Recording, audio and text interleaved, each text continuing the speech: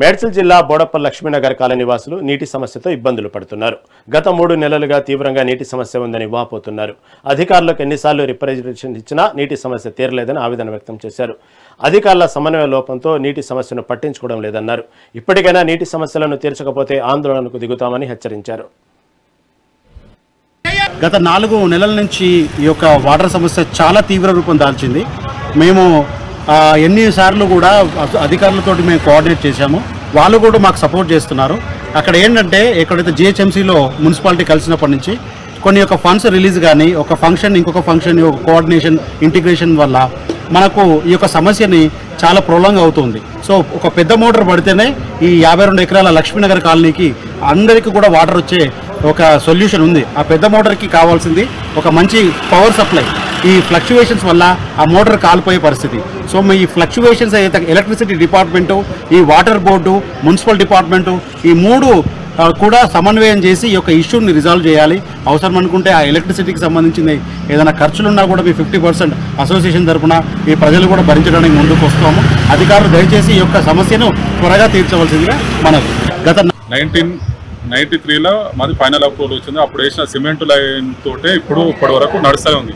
ఈ cement line వేయడం వలన ఆ సిమెంట్ లైన్లో ఈ చెట్లు మొలిచి మట్టి రాళ్ళు అన్నితోటి కూడా మాకు వాటర్ అనేది స్లో వస్తున్నది. మామూలుగానే స్లో వస్తుంది. దాంతోపాటు ఈ మధ్యన ఏది లో వోల్టేజ్ సమస్య కారణంగా మోటార్లు నడవక పెద్ద మోటార్ వేస్తేనేమో ఏది కరెంట్ ప్రాబ్లం తోటి ఆ పెద్ద మోటార్లు నడవక చిన్న మోటార్లతో రన్ చేస్తారు. ఈ దీనివల్ల ఏంటంటే అసలు చిన్నగా ఏది మామూలుగా దారం వచ్చినట్టు నీళ్లు పోస్తుంది. ఈ సమస్యతోటి చాలా ప్రాబ్లం అవుతుంది. ఈ వాటర్ ప్రాబ్లం వలన కాలనీలో అసలు తాగడానికి నీళ్లు ఉంటలేవు, స్నానం చేయడానికి నీళ్లు ఉంటలేవు. ఈ ఎండాకాలం తోటి చాలా ఇబ్బంది అవుతుంది. మా పక్క కాలనీలో చూసుకుంటే సాయిమార్తి నగర్ కానీ, ఆంజనేయ నగర్ కానీ, కేశవ నగర్ కానీ వాళ్ళకి 200 ఫీట్లు వేస్తేనే బోర్ వస్తుంది, మోటార్ వస్తుంది. ఏది బోర్లు వేస్తే గ్రౌండ్ వాటర్ ఉంది.